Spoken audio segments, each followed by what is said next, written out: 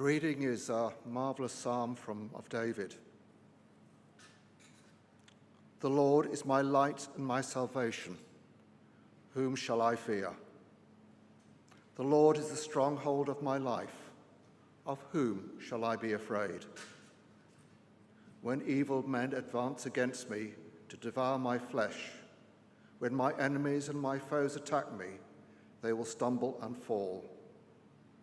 Though an army besiege me, my heart will not fear. Though war break out against me, even then I will be confident.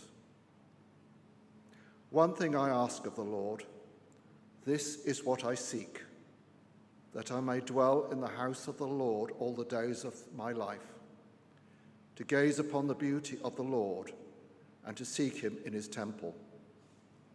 For in the day of trouble, he will keep me safe in his dwelling. He will hide me in the shelter of his tabernacle and set me upon a rock. Then my head will be exalted above the enemies who surround me. At his tabernacle I will sacrifice with shouts of joy. I will sing and make music to the Lord. Hear my voice when I call, O Lord. Be merciful to me and answer me. My heart says of you, seek his face. Your face, Lord, I will seek. Do not hide your face from me. Do not turn your servant away from me in anger. You have been my helper. Do not reject me or forsake me, O God, my Saviour. Though my mother and father forsake me, the Lord will receive me.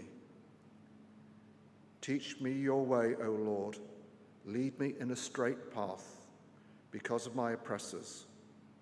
Do not hand me over to the desire of my foes, for false witnesses rise against me, breathing out violence. I am confident of this. I will see the goodness of the Lord in the land of the living. Wait for the Lord. Be strong and take heart, and wait for the Lord.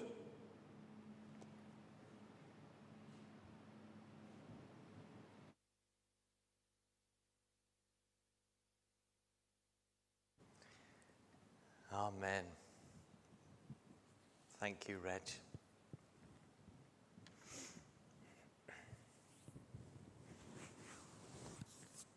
Fear's a funny thing, isn't it? When we're born, we have no concept of fear. We learn it as we grow, or rather we learn it as things go wrong. If you don't believe me, just watch small children climbing the climbing frames in a play park, or leaping into a swimming pool, or playing with the cutlery drawer. Nick and I were remembering recently when our son Joe first got a scooter. You know, one of those little micro scooters that wobble from side to side, no balance at all. As a small toddler with no control whatsoever, he went rolling off down a hill. Screams of excitement, giggling as the speed increased, as the wobbling from side to side increased, getting more and more treacherous as the hill got steeper and steeper.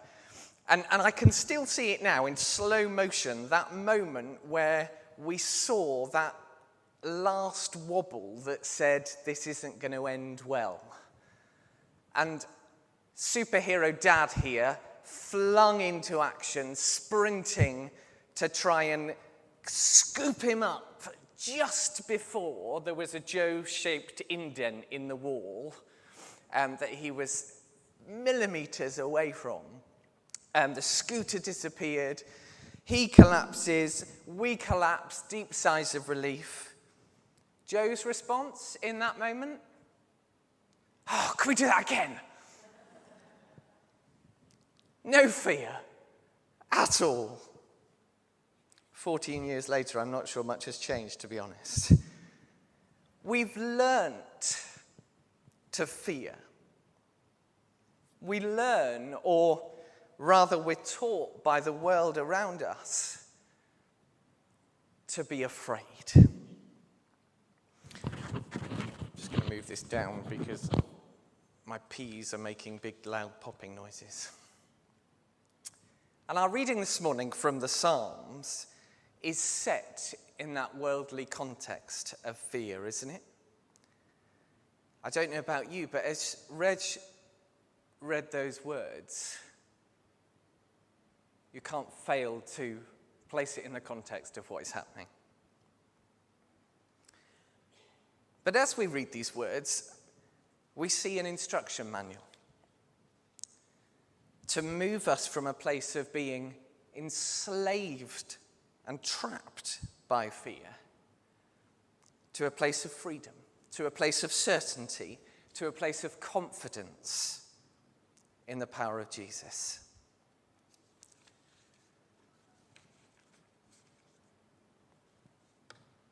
How are you this morning? How are your fear levels this morning? How are your hope levels this morning? I was talking to someone this week and they said, the last couple of weeks have felt really hopeless, haven't they? With war raging in Ukraine, with constant pictures of things that are going on, a situation in which we feel utterly fearful, utterly helpless. But should we feel hopeless? See, I think helplessness and hopelessness are far too easily mixed up. It's okay to feel helpless in the face of what is happening. But if we believe in a God who intervenes, if we believe in a God who holds the world in the palm of his hand, we should never feel hopeless. And I feel there is something so heaven-sent about the timing of this lectionary reading for this season. Read again with me verses 2 and 3 from Psalm 27. When evil men advance against me to devour my flesh, when my enemies and my foes attack me, they will stumble and fall. Though an army besiege me, my heart will not fear. Though war break out against me, even then will I be confident. A very good friend of mine knows a pastor and his family in Ukraine. His daughter has fled as part of the outpouring of refugees from the country. But the pastor is still in Ukraine, feeding, caring for, praying with his countrymen and women. They're living out the very context that is painted for us in this psalm from thousands of years ago, right now. And this is a message that he sent to my friend last Sunday. And I'm just going to share it with you. Kiev, 11 days of war. It's Sunday. We have the snow again. We hope that exactly such weather conditions are on the side of our defenders. The second Sunday in a row that we can't get to church. She seemed so close, but all the efforts in the last days to get into Bucha, which the whole world now knows, were in vain. Once a beautiful flowering town, today turned into solid apocalyptic scenes. For me, apocalypse is about human potential to create a human problem that there is no essentially human solution to. In times like this, a man, regardless of his attitude and attitude towards God, turns to him in hope of his superhuman intervention in the solution to solve her problem. Here we are, all these 11 days of solid destruction, deaths, tragedies, waiting and begging God for his supernatural intervention. War is when the most vulnerable people suffer the most. This is when ordinary things, for example, going to the store to buy fresh, warm, and fragrant Ukrainian bread. I have visited around 70 countries in the world, but I haven't eaten such delicious bread anywhere else. Become impossible. That's when you meet people every day who haven't eaten bread for 4 or 5 days, let alone anything more. I would like to thank you once again, our friends who provide us with bread all these days at the risk of our own safety and life.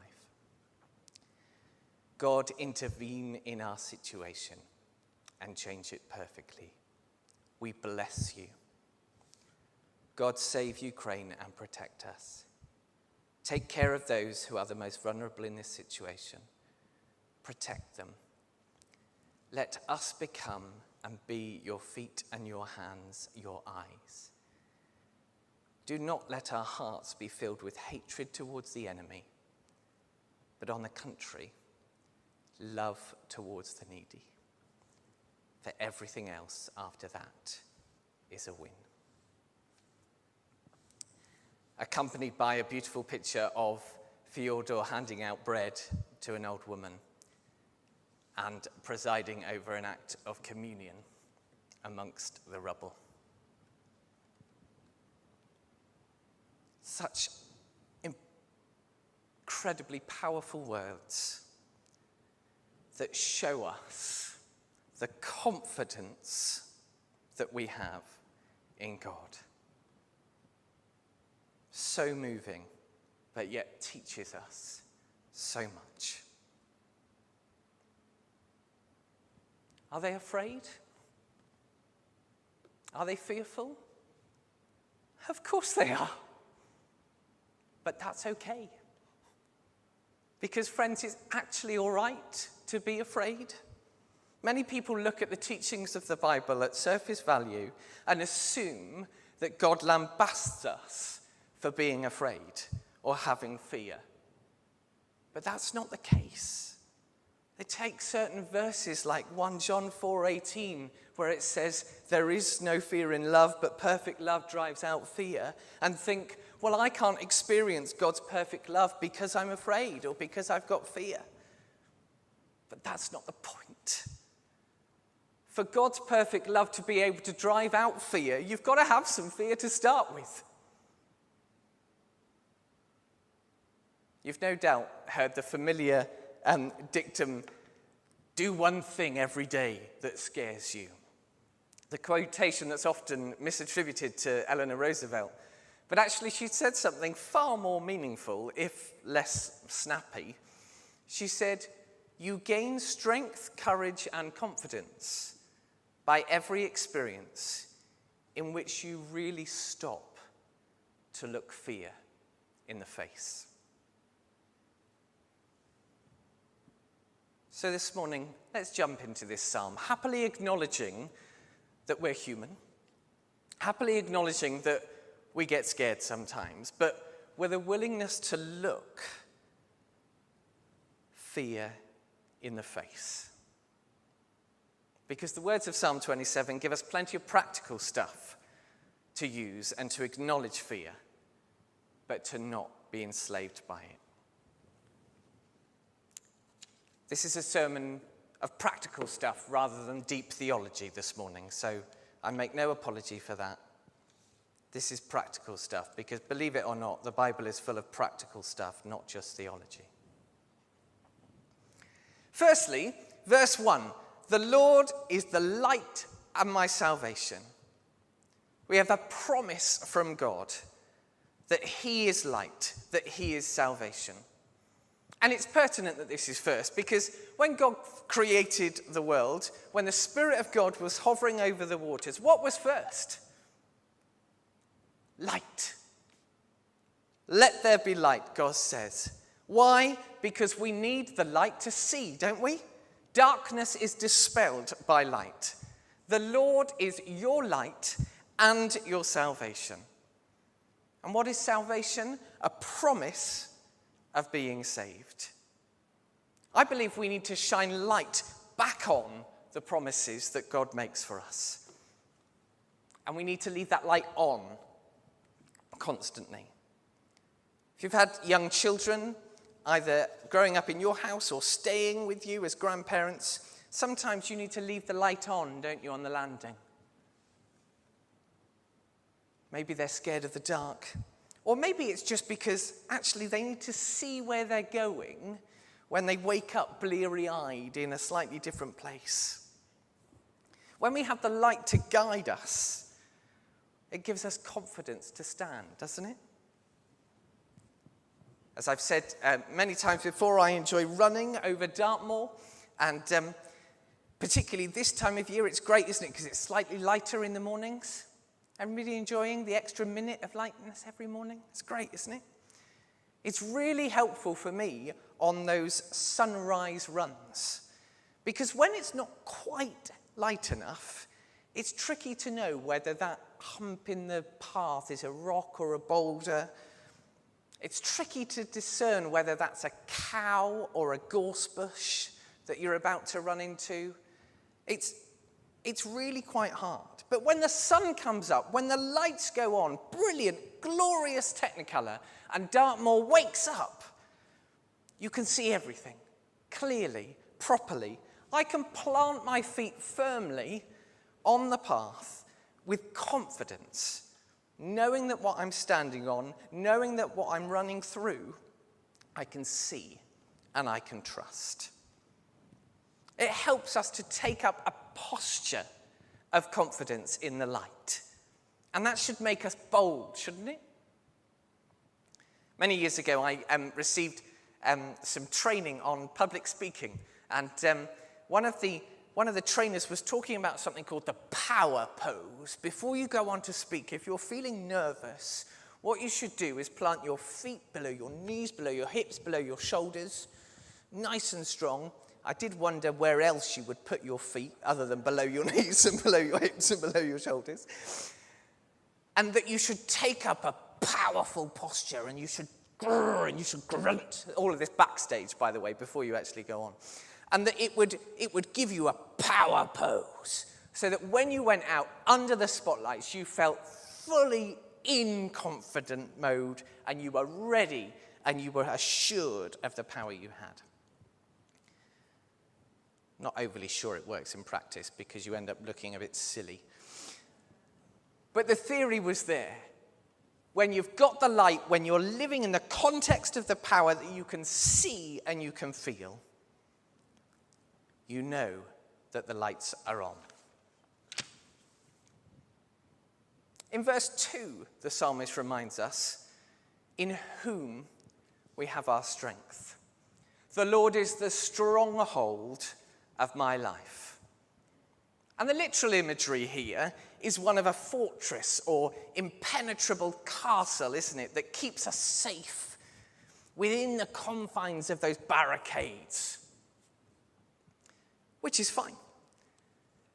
But I'm also reminded of a slightly different imagery that I read many years ago in a book called Life Stories by Mark Hall, who is the lead singer of a band called Casting Crowns. And in that book, he was explaining and sharing some of the stories and the testimonies that inspired some of their songs and the stories of hope and tragedy and faith and pain that he poured into these songs.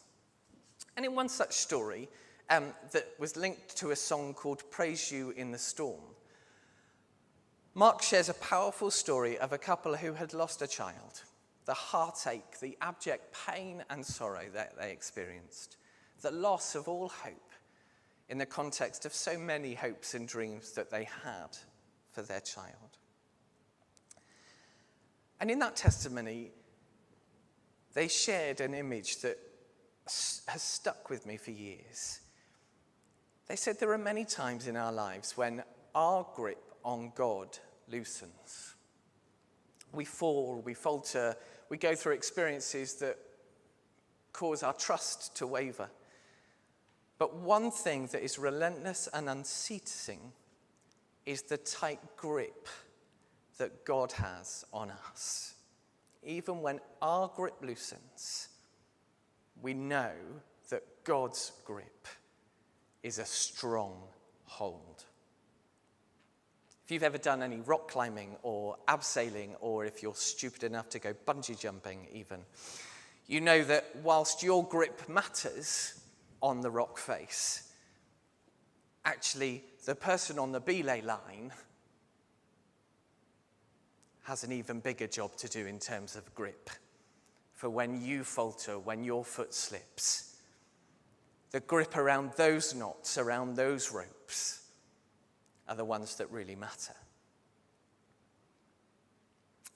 And as I was praying this morning, I got a sense that there are a few folk here this morning or watching online that need to be reminded of that picture of God's strong hold in their life.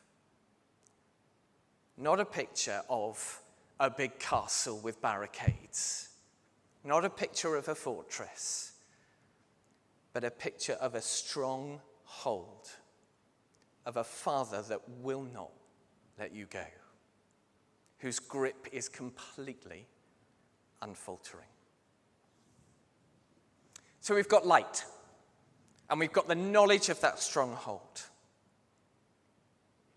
Next, in verse 4, the psalmist tells us to focus on something if all else fails, to dwell in the house of the Lord. Now, that doesn't mean, dear friends, that we are to engage in 24/7 prayer initiatives week in, week out in the church. I can hear the sighs of relief. This is a picture straight from the Old Testament of the tabernacle, of the temple, the place where the glory of God dwelt. And we ask ourselves, don't we, where is God? Because that's where I want to be. The last 2 years, I believe, have given the church at large a new and welcome perspective on this picture of the temple, of the place of the dwelling of the presence of God. For too long, we've associated dwelling in the house of the Lord with being at church, with being on 27 rotas each week, with making sure we show up to every service, with making sure that we've done everything that is required of us for church. Many years ago, when we were first parents, I can remember going to New Wine, and typically it threw it down with rain. We were only there for half of a week because that's all that we could afford to go for. We arrived, the first day that we arrived was what was fondly termed as a break day, which meant there were no activities on, which meant that you were in the rain in a field with a tent, with a 1-year-old, with nothing to do. Deep joy. We went to a seminar the next day after we'd survived the first 24 hours, and it was a parenting seminar. You could see how desperate we were. And one thing stuck with us from that seminar about parenting and about faith. And they said, the order of your priorities and your ministry is this: God, family, church. And you must remember that your priorities in ministry are in that order, and that so often we get church confused with God and risk our greatest ministry as parents in our family. Friends, dwelling in the house of the Lord is not all about church.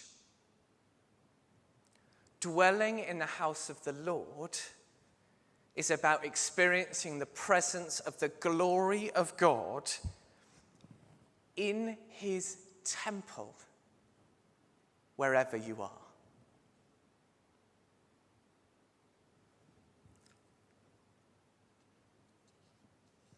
There's something about security and presence, isn't there? There's something about the security of dwelling in the arms of the Father.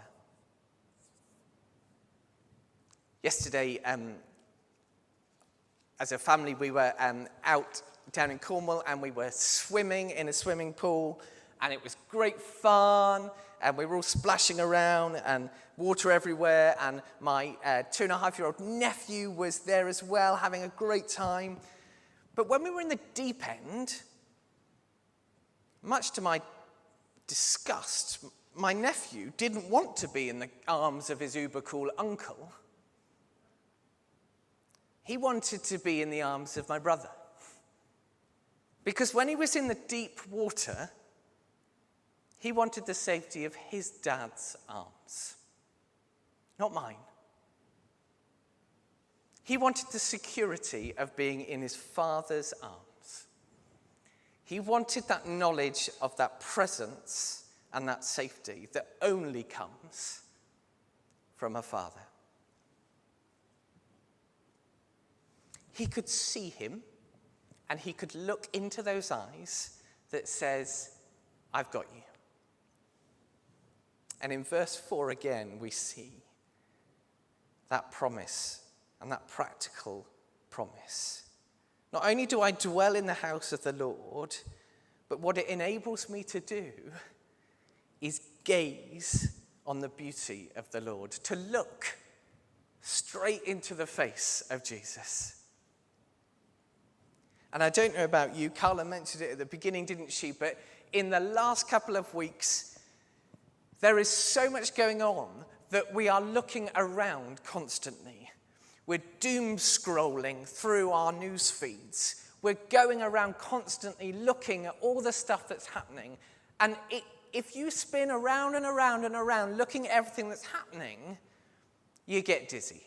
You get discombobulated, you get confused, you get distressed, you get overwhelmed. And the problem is, friends, never before have we been in a situation like this where we have all of that at our fingertips constantly. You know, the dispatches that we receive now via Facebook and Instagram and LinkedIn Lives and whatever it may be, and News 24, would have taken weeks to come through in the military dispatches of old and would never have seen the light of our day.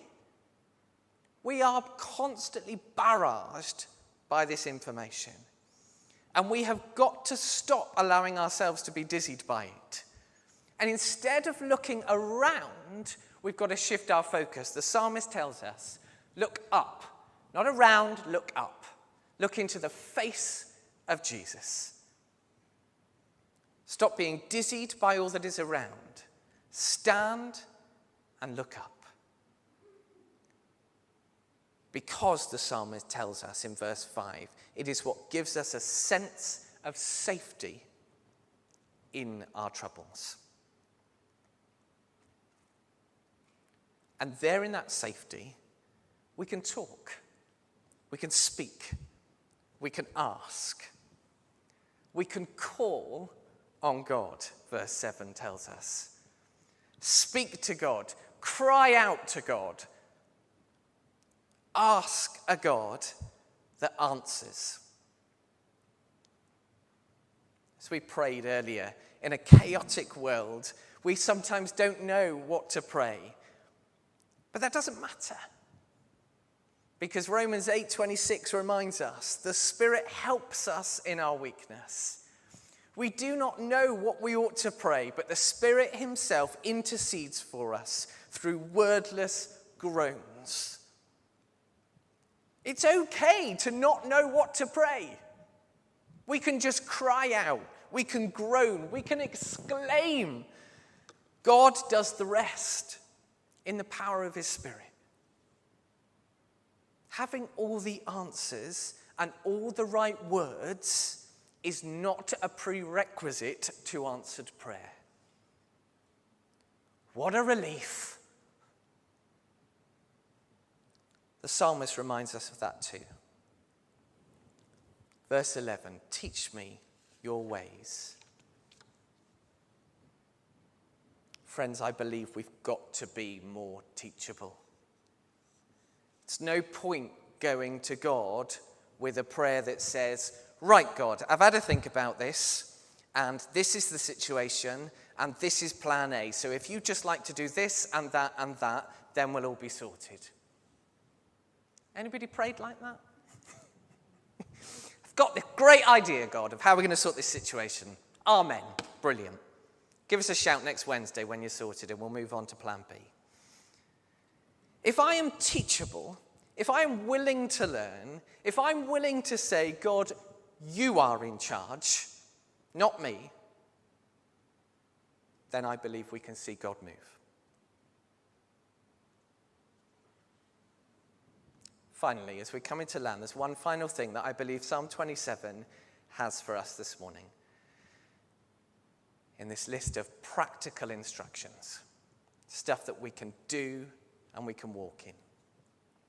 And that's an instruction to stand on the faithfulness of God in what he has already done and therefore can do.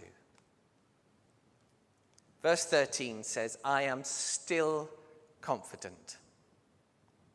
And there's a difference, friends, isn't there, with being confident and being still confident. It suggests a continuance, doesn't it? How then can we encourage that state of continuance in faith? Simply by reminding ourselves of the way that God has already worked. How many of you keep a journal or a diary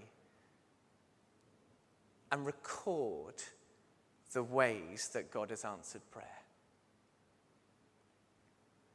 The ways that God has moved or acted or intervened,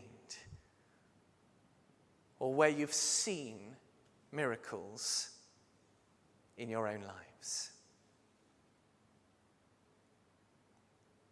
If you haven't, I'd recommend you start. Because this is an ongoing narrative of God at work. In order to still be confident, it's got to be part of a continuous flow. I'm reminded of a preacher who used to travel the world as an evangelist, and he took with him 2 books.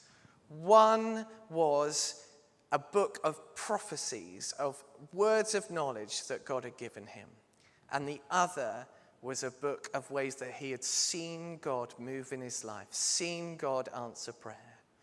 And those 2 books were a constant source of encouragement, of joy, a reminder of the richness of God's active power in his life. Maybe this morning as I'm talking, you're beginning to call to mind even now some of those ways, reminding yourself of the ways that God has changed things in miraculous ways. I am still confident, the psalmist says, that I will see the goodness of God. No matter what, I will see the goodness of God. Those words from that pastor in Ukraine, praying for him and his friends and his families to be the hands and the feet and the eyes of a God that is full of love in the context of war. He is still confident that he will see the goodness of God. And some of you this morning will have sat there and heard what I hope are perhaps some helpful reminders and thought, great, thank you, off to Sunday lunch, job done. For others, there may be something in here that's struck more of a chord. You may want to pray it through. You may want to respond and ask God to help. If you need God to light the path and to turn the landing light on again, ask God to help this morning. If you need to be reminded of that strong hold that God has on your life, come and ask him this morning. If you want to stop spinning around constantly, looking at everything that's going on, and want to look up, come and do that this morning. Because as you look up at the face of God, he will look at you.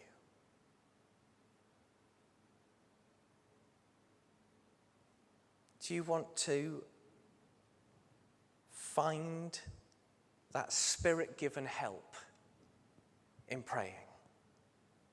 If you've got stuff this morning that you don't know how to pray out, come and groan. Come and just cry out. And let the Spirit help. And if you need a reminder this morning, or indeed if you want to experience it for the very first time, of the goodness of God, come and confidently ask for it. There are promises in this psalm this morning, written thousands of years ago, of practical ways that we can ask God for help, and practical heavenly ways that God responds, if you will only ask him this morning. I'm going to ask the worship band to come back up, and we're going to finish with a song that speaks of the faith and confidence we have. But as we do that, I would love to invite you, whether you're here in this place or whether you're living out the words of the psalm and you are dwelling in the house of the Lord online at home, to respond and to ask God for help. If you're here in the building, there are a prayer ministry team that would love to pray with you.